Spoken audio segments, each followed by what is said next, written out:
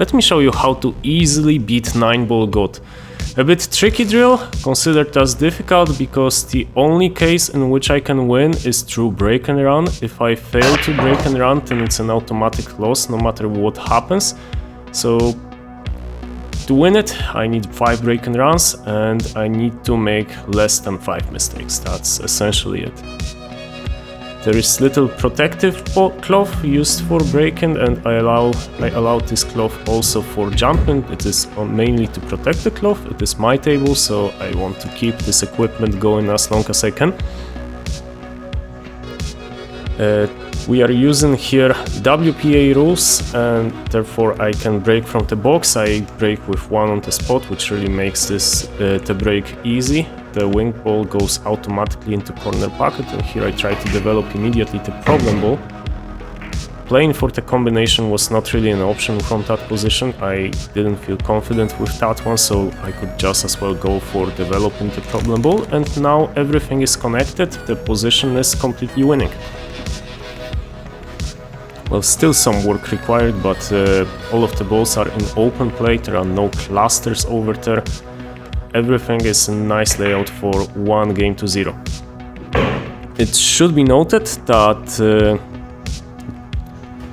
quite a while ago, about a year ago, Federgorst did similar stream with similar drill, but the thing I'm doing over here is significantly easier. First of all, he was playing race to 1, here it's just race to 5, so it's much easier to win over short distance. Second, he was playing on matchroom specification table, that is, he had 4-inch pockets. Here it's slightly below 4.5, so it's more of something that you would see in your club. The cloth, I believe, was fairly similar. Both of them, I believe, were just Simone's cloths. Balls the same, matchroom balls. And the fact that he was playing over a longer race, smaller pocket size, and on top of that he was playing the drill over the stream makes it obviously significantly more difficult. For him, he achieved great results of 17 to 21. Here is a significantly shorter race played over slightly easier rule set, but this is still a rule set that you can see over tournaments all over the world. In the sense, I wouldn't be surprised if your next 9-ball tournament would be according to the same rule set I use for this particular 9-ball GOAT drill. So still I can claim there is some validity to it, and still race to 5 is enough of a race to make this drill legit. So first game, after the first shot, after a good development of ball number 2, everything was relatively easy, so it's all set for 1-0.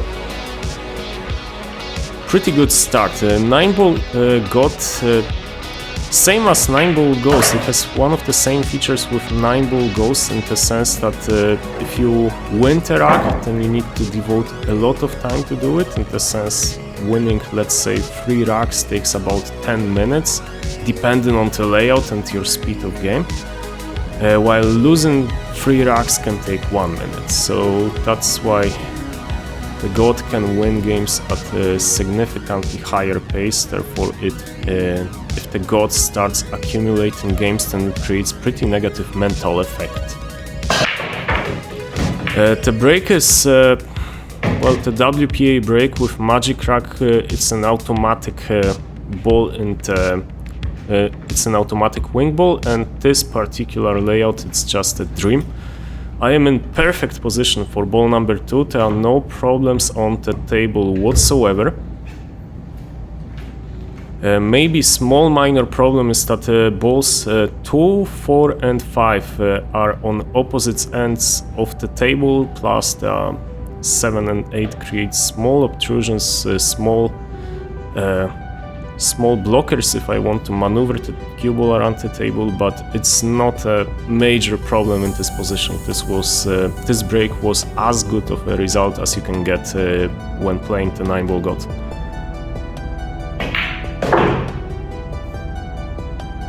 So previous break can be considered as a bit unlucky because I got this cluster on the right hand side, and this break I would consider as a very lucky one.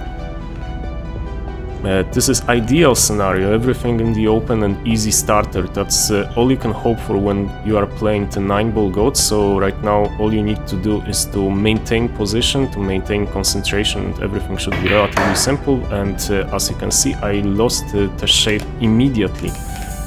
The cue ball is way too close to the cushion for a convenient shape on the next shot, so I was aiming over here for a straight shot on ball number 7 into bottom left corner, because that's the only reasonable shape that I can achieve with topspin from this 5.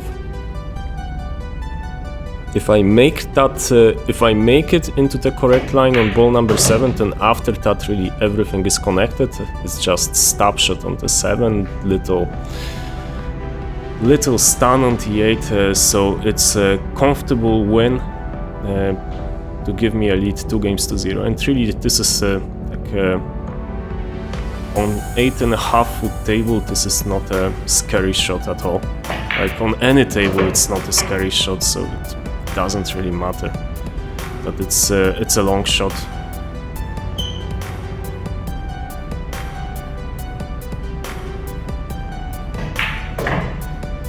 The finish of this rack as easy as it gets, so overall good rack, except this little loss of position on ball number 4, which didn't end up to matter. And it is 2-0. It's important because every time the god gives you a chance in this drill, you need to take it, because you are pretty unlikely to be lucky on the break, especially on a bad day. It doesn't happen that you have. It doesn't happen too often that you have a day that is good enough that god gives you even enough chances to win the match. So that's why every single chance that you get, like it needs to be converted. I break in game number 3. In this position also, this is just a dream layout. It's amazing that I got this shape. A nice shot on ball number 2. The position is a little bit tricky because the angle is pretty big. It's much bigger than you can see into the center pocket. It's about like 60-70 degrees. I elected this target for shape. I elected to play with inside ball number 2 and this target on the cushion for shape, so I need to avoid both ball number 5 and the scratch. But it's just a tangent line for position, so it's really not difficult to aim the cue ball over there. Right now, there is again a little bit of traveling on the table. Keep in mind that since now on 3 is on top of the table, 4 is in the bottom, 5 is on top, 7 is on the bottom, etc. So there is a bit of traveling with the cue ball, and if such thing happens, then even when the table is easy and everything is in the open, you need to be a bit careful not to lose position, to keep the angles right. Because always, regardless of the difficulty of the balls themselves, the traveling of the cue ball can present trouble.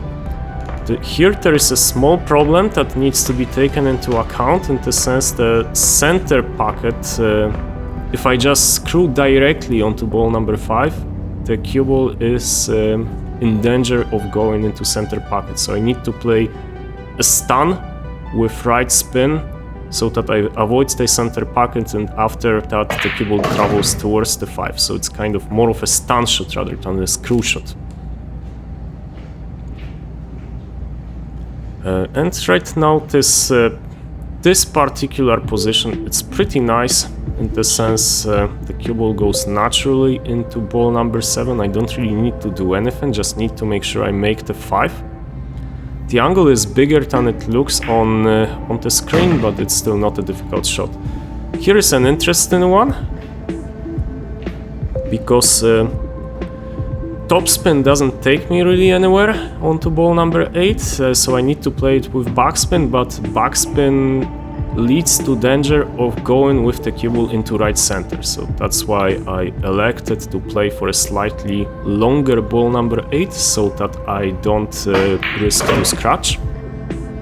Longer distance doesn't really matter in this position, as long as I have healthy shape on ball number 8 and good angle. Angle is the key thing that matters. Here again, just make sure avoid the scratch, and you're good to kill off the drill, to kill off game number 3 and proceed to game number 4.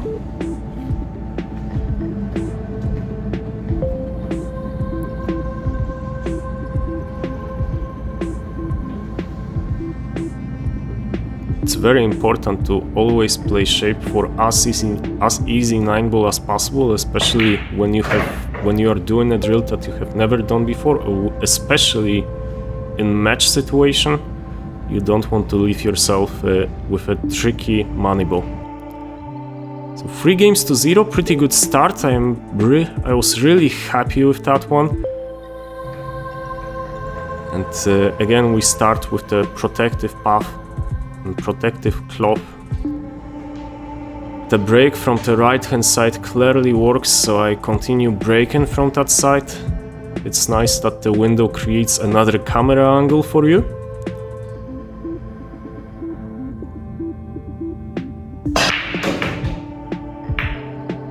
And this one is still pretty good. It was too low of a break, in the sense the cue ball came back to the top part of the table, but then came back to the center. There is one small problem on the table, in the sense that the 2-ball is blocked by ball number 6. Right now I need to achieve precise position on ball number 2 so that I have continuation. And 6 in this position is a pretty bad blocker. In the sense, not only it blocks the pot into top left corner, but also it blocks the position, in the sense that right now, if I achieve high position on ball number 2, then I am forced to play a cannon on ball number 6, which is not ideal.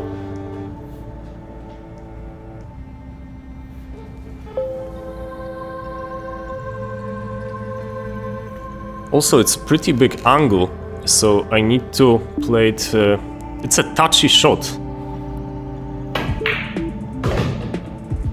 but it's okay. Like I misjudged this shot a bit, so I was not out of the woods yet.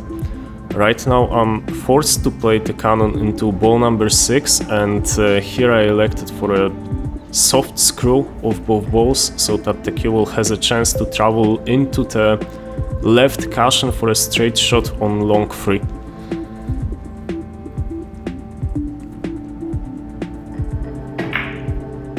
So not bad at all. It turned out like it looked extremely easy on camera, but anytime you play a cannon, the shot can go wrong. This time it didn't, so I don't mind.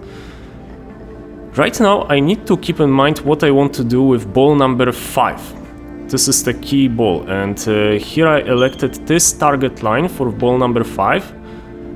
And I will play position on ball number 4 in a way that will take the cue ball naturally into this target line onto ball number 5. So that's why I don't force any sort of position whatsoever, and observe what will happen with the cue ball after it hits the second cushion.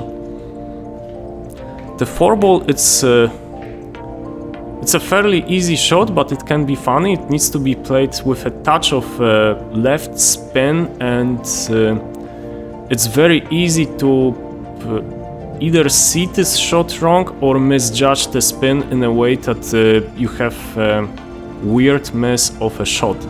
This is something that I want to avoid. I haven't seen the shot properly when I was down on the shot, so that's why I stood up and I got down on the shot again.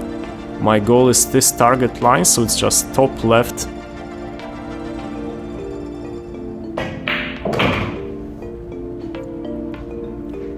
And I must admit it is pretty good. The cue ball position is even better than the line you have seen on the screen, because right now I'm straight on ball number 5, and therefore I can just play a stop shot to get on ball number 6.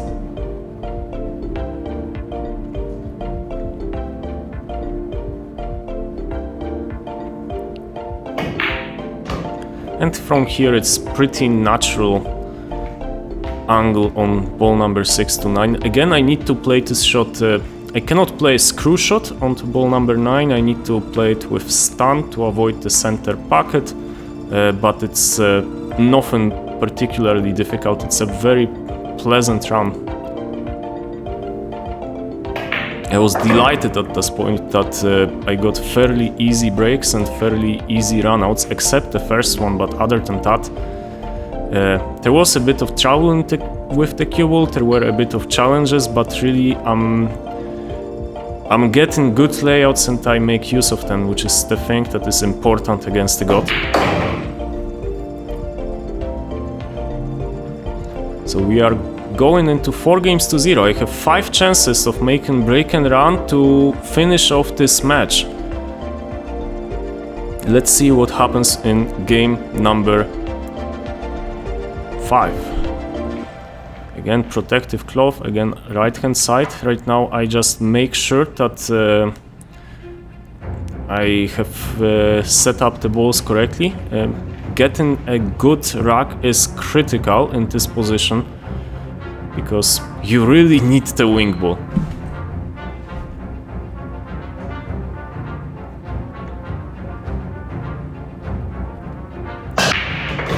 And there is the wing ball going on. There is also 8 ball going on into the corner pocket, but I am in no shape whatsoever into ball number 1. It might seem unlucky, but in practice this is a bad break. The fact that the cue ball ended up over there where it is, it's a sign of a bad break, not bad luck. And the reason is that within the break you want to control the cue ball in a way that that it gives you the best possible chance to get the next shot, to get an opening after the break, and positioning the cue ball onto the top cushion is just wrong position. The best chance is from the center of the table. So that's why I was forced to take on some crazy bank. I was very close to fluking ball number 3, but not today. 4-1, so 9-ball god needed just 2 shots to win this game. Well, technically the god needed to play no shot. I just needed to miss 1 ball.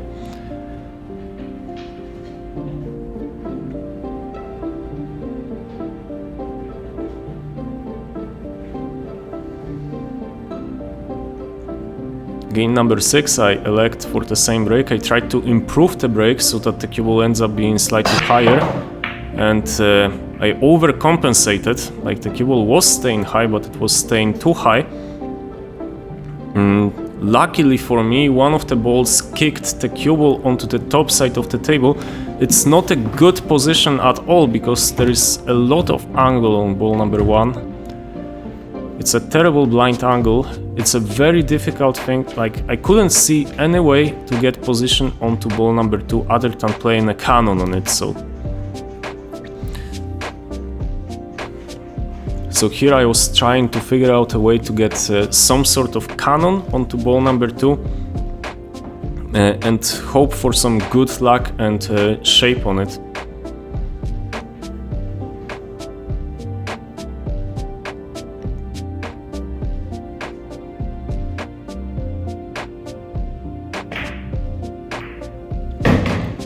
And I didn't get any good luck whatsoever. It's 4-2. Again, god needed just 1 shot to win this game. That's the nature of playing with the 9-ball god, that you need to put... Well, without combinations to win 2 games, I need to put 18 balls. The god doesn't need to put anything. The god just needs 2 mistakes, and they don't have to be even your mistakes, it can be just bad luck. Again, break from the side cushion. Well, I didn't want to break when I want to sneeze, bless me.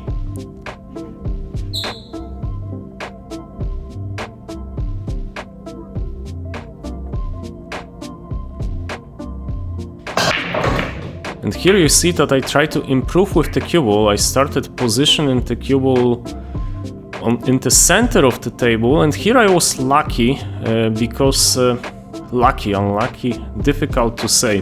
The 1 ball is a difficult cut into the corner pocket. It's close to 90-degree cut. You need to play it with outside so that the throw doesn't create anything negative.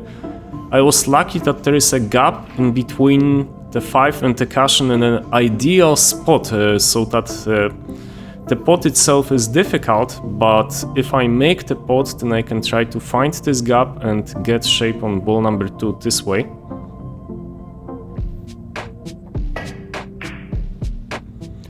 And this shot was in fact played to perfection. This was as good of a result as I could get. And right now I started to think that I can actually win this thing. Like usually when I was playing the God in the past, I was playing races to 7 and I was playing it on bar box, and usually the result was like 7-1, 7-0. The best I got was 7-4 at some point. But I was in no position to win any time, and that probably got to me because of the thing you can see right now. Which is the thing, which is this miss on ball number 2. In practice, it's not really a miss that... well, first of all, it was a tricky shot because I was playing it softly, but it was a decision mistake in my opinion, in the sense that I should have never played this shot with such soft pace, because this creates all kinds of problems. For example, I risk the ball drifting, I risk the throw creating negative effects, so it was terrible decision in the previous game, but I was I was basically a gift from God in this game. One ball is connected to ball number 2, perfect, like it's over the pocket and it's connected. The 2 ball is connected with ball number 3.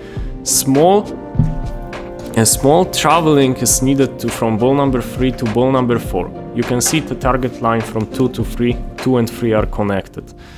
After that, if I finish well on ball number 4, then all the other balls on the table are connected with each other. There is no difficult position on this table whatsoever, all the decisions are minor, so the only thing that I am dealing with right now is some degree of stress, just to make sure that I don't do anything stupid. And for practice session it was actually quite a bit of stress. It's obviously nowhere near match play, like it's completely different conditions, but still it's challenging the God drill, which is never easy regardless of the conditions under which you play. So here, this is the key shot for this rack, because if I finish straight on ball number 4, then everything else is easy, everything else is connected. If I have wrong angle on 4, then it becomes difficult. But this position on ball number 4 is absolutely perfect.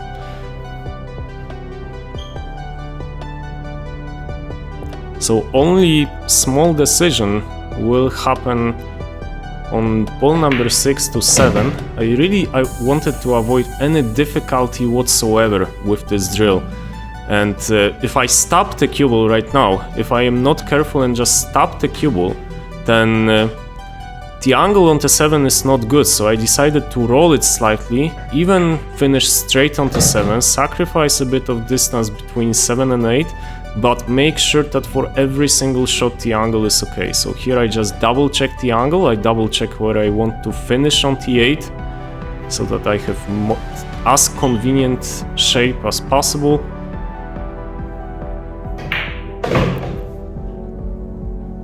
And really from now on everything is easy.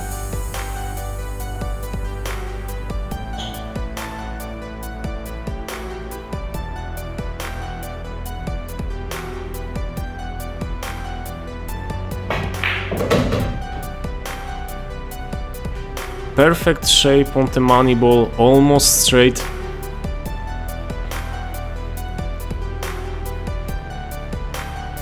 As good as it gets.